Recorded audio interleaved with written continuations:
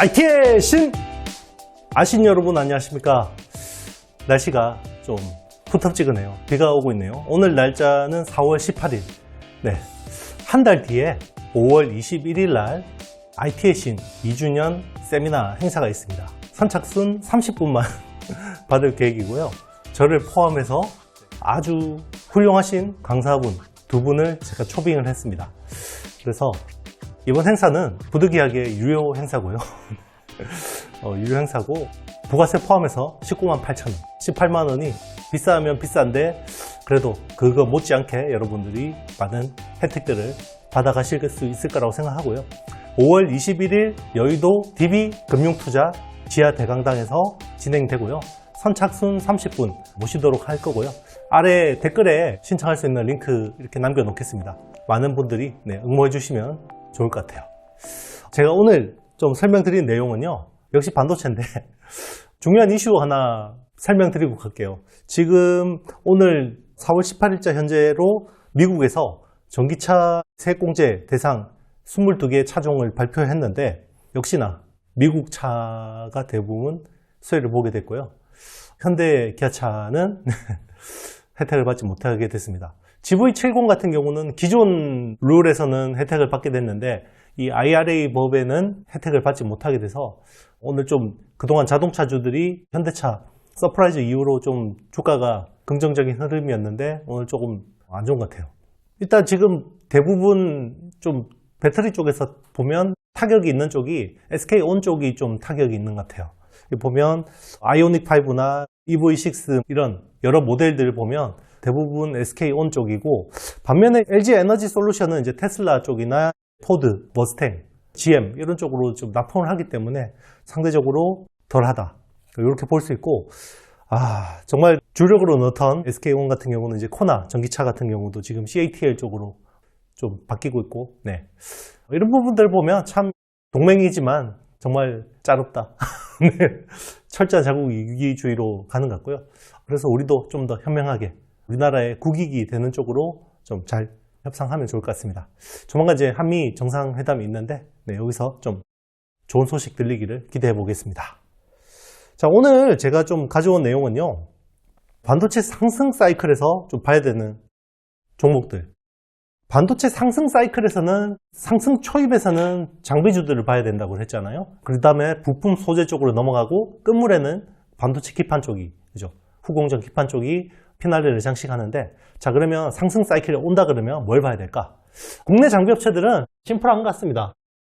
증착 업체들 봐야죠. 일단 테스 먼저 제가 설명드리도록 하겠습니다. 테스는요, 일단 낸드 플래시 쪽에 주로 많이 납품을 합니다. PCVD라는 증착 장비죠. 참고로 우리나라 장비 업체들을 보면 주로 증착 쪽의 포지션이 좀 많이 돼 있어요. 이제 국산화가 많이 됐다라는 거죠. 대표적으로 원익 IPS, 주성 엔지니어링, 그리고 유진테크, 테스.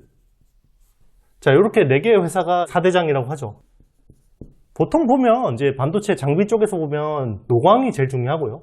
노광이 이제 40% 이상이죠. 그리고 시각이 뭐 한 30%? 그러니까 장비를 만약에 투자한다 그러면, 그리고 증착이 한 20% 정도 되는 것 같아요. 20% 정도 되는 것 같은데 시가가 좀 많은 것 같긴 한데 한 25% 정도 되는 것 같아요. 시가가 좀 너무 많은 것 같긴 한데 어쨌든 증착 쪽에서 요즘에 ALD 같은 이런 원자층 증착 같은 것들이 추가가 되면서 국내 쪽에서는 굉장히 이제 좋은데, 다만 테스는 ALD를 하지 않습니다. 테스는 ALD를 하지 않는다는 거. 그러니까 CVD 쪽으로 열심히 하면서 다른 쪽으로 좀 열심히 확장을 하고 있다. 이렇게 보시면 됩니다. 자, 그러면 왜 제가 굳이 먼저 테스를 가져왔냐면 낸드 플래시 업황이 상대적으로 D램보다는 낫다라는 거죠. 그래서 지금 삼성전자 같은 경우는 P3 쪽에 이제 신규 투자가 조만간 진행이 될 가능성이 높고, 일단 낸드 쪽만 보면 21년 캐펙스 투자가 한 글로벌리 한 180K 정도 됐어요. 그리고 22년에는 한 110K, K는 1000이죠. 1000장입니다. 웨이퍼 1000장 투입, K는 1000이에요. 그리고 올해는 23년은 어마무시하죠. 50K 수밖에 투자가 없을 것 같고, 지금 뭐 캐펙스 투자 다 축소한다고 난리죠. 자, 일단 내년에는 조금 이제 살아난다라는 거죠. 120K 수준으로 작년 수준보다는 좀 나을 것 같다라고 보고 있는 거고요.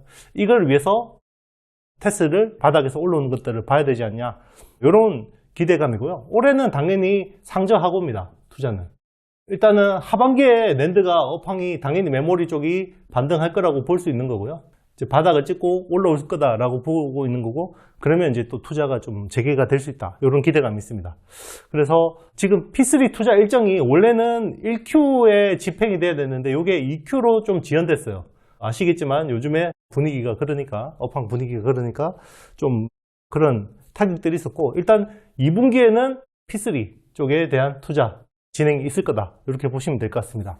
작년 실적을 보면요, 작년 실적은 매출이 3,580억, 그리고 영업이익은 559억, 굉장히 준수한 실적을 기록했는데 시총이 4,300억 정도를 기록하고 있고, 23년은 당연히 역성장이 불가피하죠. 올해는 매출 한 2,100억, 그리고 영업이익은 한 250억 정도를 보고 있습니다. 지금 1Q 실적은요, 매출 한 500억에 영업이익 한 50억 정도를 보고 있습니다. 보고 있는데, 장비주는 고퍼에 사서 저퍼에 팔아라 라는 말이 있는데, 당연히 지금 보면 시총이 고퍼죠. 이걸 이제 땡기고 있기 때문에 이제 상승 사이클을 기다리고 있다는 거죠. 그리고 PCVD 쪽은 이런 업황, 낸드 쪽 업황을 보고 있는 거고, 지금 신규 쪽으로 보고 있는 쪽들이 파운드리를 확장하고 있어요. 파운드리 쪽으로 장비를 확장하고 있는데, 이게 백사이드 데포지션, 백사이드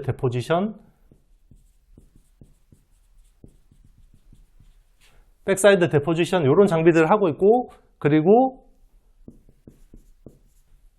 가스 에칭 하는 가스 페이지 에칭, 이런 장비들을 하반기에 좀 기대해 볼 만하다. 하반기에 이런 기대감들이 있다, 보시면 될 것 같습니다. 자, 제가 두 번째로 소개해 드릴 회사는요, 유진테크예요. 유진테크. 오랜만에 제가 분석을 하는 것 같습니다. 유진테크는 LPCVD, 다른 회사들이 PCVD 쪽을 주로 하는데 여기는 이제 LPCVD, 나름 여기 고온 공정이거든요.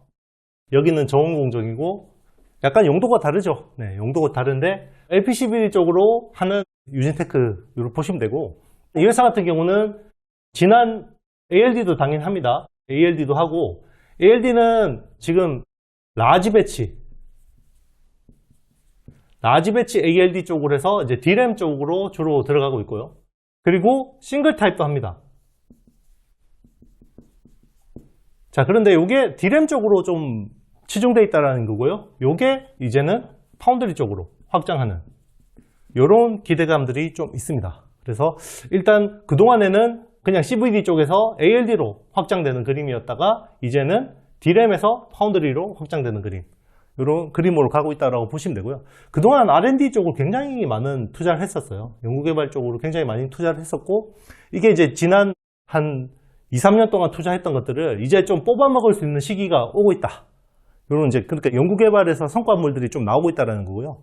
뭐 대표적으로 D램 같은 경우를 보면, D램 같은 경우가 1Y나 1Z에서 이게 1A로 바뀌잖아요. 지금 테크 마이그레이션이 되고 있잖아요. 그러면 얘들이 담당하는 마스킹 수가 여기는 2배, 여기는 3배 증가합니다. 참고로 1Y는 한 18나노 정도 된다고 보시면 되고요. 요거는 16나노, 그리고 요거는 14나노입니다. 최근에 좀 새로 유입되신 분들이 많아서 좀 기초적인 설명 좀 드릴게요. 이렇게 얘들 증착 장비의 수요가 많이 늘어날 수밖에 없고, 지금 다 1A로 이제 테크 마이그레이션이 되고 있는 상황이라서 유진테크가 좀 수혜를 볼 수 있는 상황이다. 그리고 고객사 쪽에서도 많은 변화가 있어요. 고객사 쪽에서 지난해 보면 22년에서 보면 70% 정도가 SK 하이닉스였어요.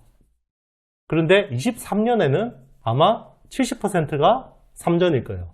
삼성전자 수주가 많다는 거죠. 지금 1분기에서 보면 90% 정도가 삼성전자 비중이에요. 수주 비중이 굉장히 이제 고객사 다변화가 굉장히 잘 됐다는 거고요. 원래는 약간 좀 SK 하이닉스 쪽에 있던 밴드라고 생각이 들었는데 지금은 삼성 쪽하고 더 많은 비즈니스를 하는 당연히 삼성이 캐펙스 투자를 많이 줄이지 않았기 때문에 상대적으로 좀 이제 지금 잘 되는 쪽하고 많이 하고 있다. 이렇게 보시면 되고요. 그리고 20%대 정도 높은 이익률을 기록할 것 같아요. 작년 실적 한번 보면요. 매출이 3,106억, 그리고 영업이익은 536억. 숫자 보면 좀 혹하죠. 작년 실적이 좀 나쁘지 않다라는 거고요. 시총이 지금 한 6,800억 정도 합니다. 그리고 23년 전망은요, 당연히 역성장이 불가피합니다. 매출 2,800억 정도, 그리고 영업이익은 470억 정도를 보고 있습니다. 자, 1분기 실적은요, 매출 한 800억, 그리고 영업이익은 170억 정도를 전망을 하고 있습니다. 그래서 20% 이상 이익률을 기록한 것은 그만큼 이 회사가 좀 부가가치가 높은 장비를 하고 있다. 이렇게 보시면 될 것 같아요. 지금은 이제 디램용 ALD 쪽을 주력으로 납품하고 있는데, 지금 향후 파운드리향 미니 배치 ALD 쪽, 요게 퀄 테스트 진행을 할 가능성이 높아요. 하반기쯤에 진행이 높고, 그리고 지금 싱글 타입 ALD 쪽도 파운드리향으로 테스트 진행 중이다. 그래서 하반기에 좀 호재들, 재료들이 좀 몰려있다, 이런 느낌도 있습니다. 그래서 뭐 실적도 멀쩡하고, 상대적으로 한번 보시는 것도 괜찮을 것 같습니다. 제가 준비한 영상은 여기까지고요. 좋아요, 구독, 알림, 댓글은 사랑입니다, 여러분.